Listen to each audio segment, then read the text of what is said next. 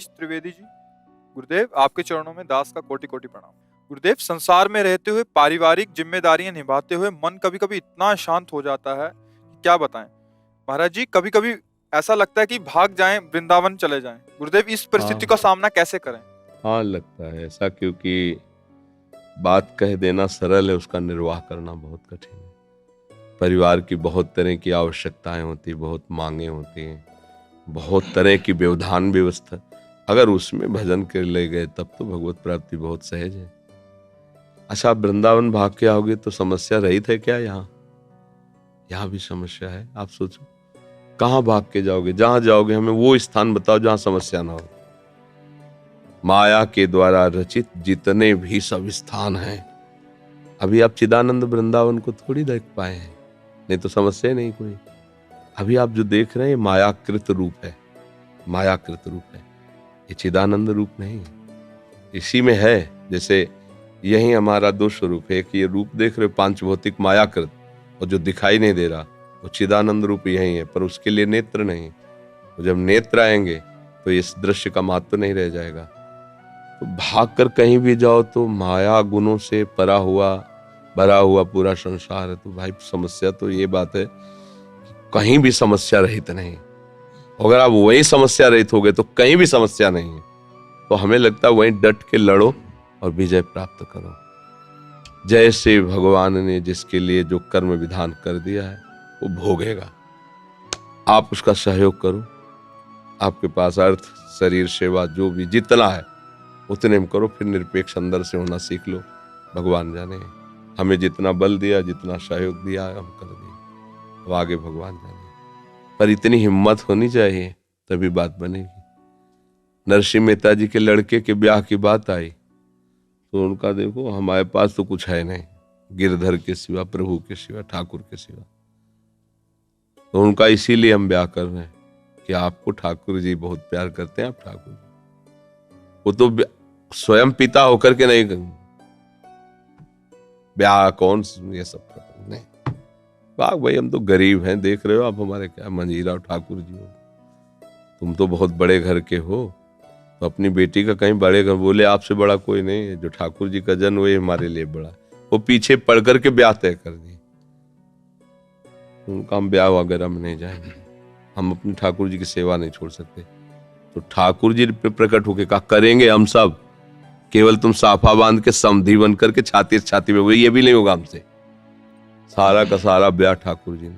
जब हम भार अपने ऊपर ले लेते हैं ना तो ठाकुर जी निश्चिंत हो जाते हैं। अगर ठाकुर जी के ऊपर भार दे दो तो वो सब देख लेंगे। ज्यादा चिंता भी मत करो, तुम्हारे चिंता करने से कुछ होगा नहीं, चिंतन करने से होगा। राधा नाम के धनी बनो, खूब नाम जप करो।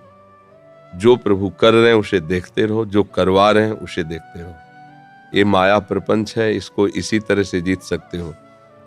दशरथ जी तड़प के प्राण त्याग रहे। सुबह राज्याभिषेक था राम जी का और 14 वर्ष का वनवास। उनकी कामना ये थोड़ी थी कि राम जी वनवास जाए। राम जैसा पुत्र राजगद्दी पर बैठे और ये जब मैं देखूं तुम कृतकृत्य हो जाऊंगा। प्रसन्न थे, पूरी अयोध्या में धूम मची हुई थी, कल राम राजा बनेंगे। और कल की जो सुबह आई वो ऐसी घोर प्रातःकालीन बेला हुई कि सबके प्राण निकल रहे थे कि भगवान श्री राम 14 वर्ष के लिए विशेष उदासी भेष में, जो आज पालकी पे 4 कदम चलते हैं, राजकुमार हैं दशरथ जी, चक्रवर्ती सम्राट, वो नंगे पैर वनवास। सोचो, जिनकी मां है कौशल्या जी, उनका सुहाग उतर रहा है, वैधव्य को प्राप्त हो रहे हैं। भाई यहां सृष्टि का क्रम ही ऐसा है। तो नाम जप करते रहो, जैसा हो रहा है उसे देखते रहो, जितना वो संभलवा रहे संभालते रहो, प्रभु के भरोसे रहो। तो हमें लगता है फिर आप निकल सकते हो। नहीं तो प्रायः ये ऐसा झंझट है माया का कि बड़े बड़ों को फंसा करके भगवत विस्मरण करा ही देता है, भगवत विस्मरण करा देता है। इसीलिए गोपीजनों की महिमा है कि सब परिवार में रहते हुए भी एक क्षण के लिए भी श्री कृष्ण चिंतन नहीं छोड़ा। वो ऐसे ही सेवा करती थी जैसे एक सदगृहिणी करती है।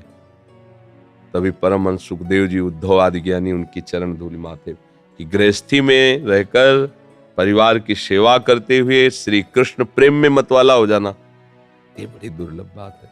तो भागने की जरूरत नहीं, जहां हो वहीं हर समय नाम जपना, और ये विचार रखना कि होगा वही जो प्रभु जी चाहते हैं। आप प्रयास कर रहे हो, ठीक है। अगर वो भूखा रखना चाहते हैं तो आप राजी रहो, जोई जोई प्यारो करे सोई में। आज प्रभु भूखे रखें, बड़ा मंगल है।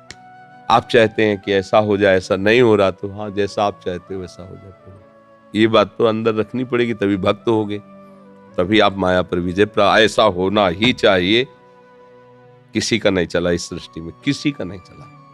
सबकी कामनाएं पूर्ण नहीं हुई है। लाडले लालजू प्रकट हो रहे हैं, अभी प्रकट हो रहे हैं, अभी नंदाले भेज रहे हैं।